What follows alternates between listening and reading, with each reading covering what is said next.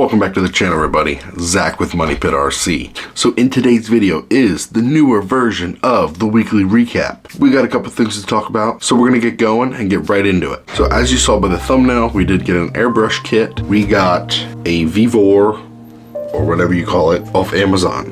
It was like $50-ish. It is really great if you know how to use it. So I was so confident. So I got this paint. It had really good reviews, so I was gonna try it. Me being confident and all that, you know, I've got this. You pour the paint in, you spray, right? No. It took me a little bit to figure it out. Thankfully, there's a couple people on Instagram that helped me through it, but we finally got it to spray right.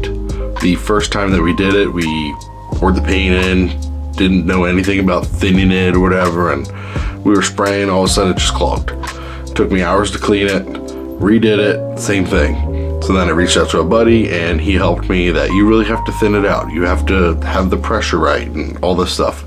It's basically like buying a 3D printer, you're just relearning everything. You got it handled, we finally got it to spray something, and we painted a body and we painted some wheels. And then I was looking around, I'm like, what else can I paint? Because once you have the paint in there, it's kind of hard to switch it out because you have to clean it and then get a new color, and it's a little bit of pain in the butt, but it's worth it. It's really cool. It's very precise, different needles for different spray patterns, and it's fun. I like getting new stuff like this and then having basically relearn everything.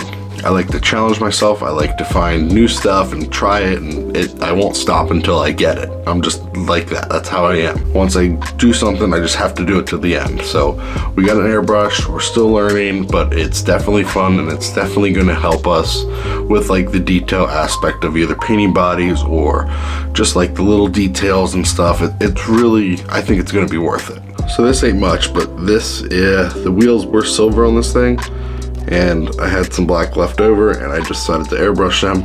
I think the black wheels look really good on this thing.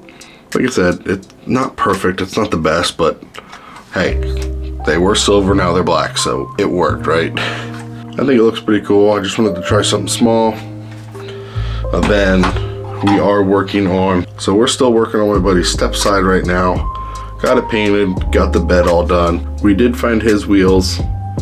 Actually, someone resin printed them, found them on eBay, so we have to paint those up. It also came with resin printed tires, which we just airbrushed those black. So we have to paint the wheels next, and then we can finally try to at least assemble it, get it on a roller.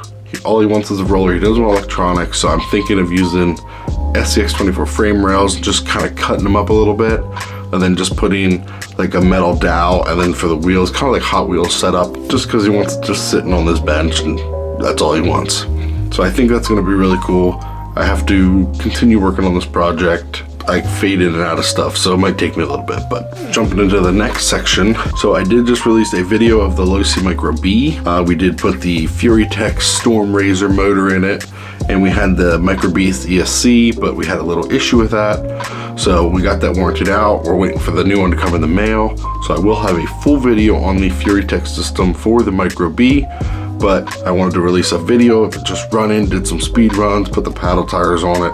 It is a blast. That 9500 kV motor is absolutely insane. So once I get that new ESC in the Micro B, I want to do another speed run because I feel like the ESC should put out a little bit more power than the Lizard Pro that I had in it. But we still got 25 mile an hour on 3S, which is fast for that little thing, like hard to control fast because it's so small. So if you follow the Instagram, or if you follow Trey from 24Yep, him and I are doing another game of crawl with the Coupe Eel chassis. We are currently building the version 2 chassis. So right now mine is in like the test and tune stage. We did set a couple ground rules.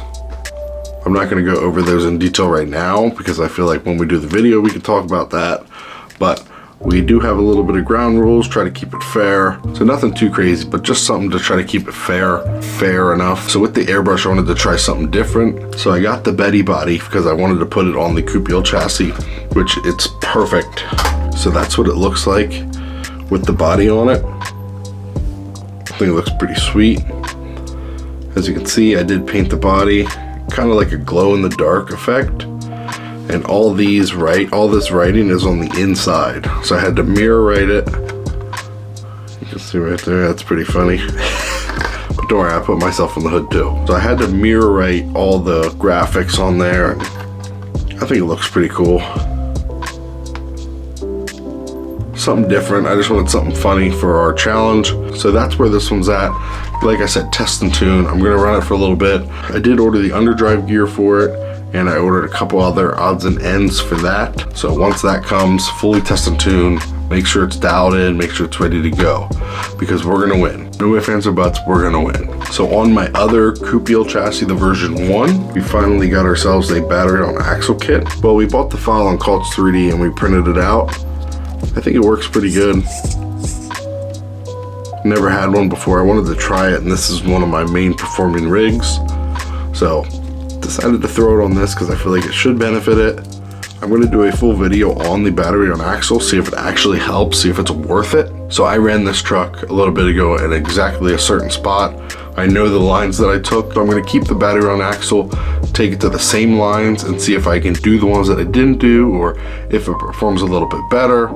I feel like it should help with the weight more towards the front, but who knows, maybe it won't help, I don't know. So that's why I wanted to do it for myself. I wanted to test it for myself, and I bought the file, so I have the file now if I wanted to keep putting it on cars.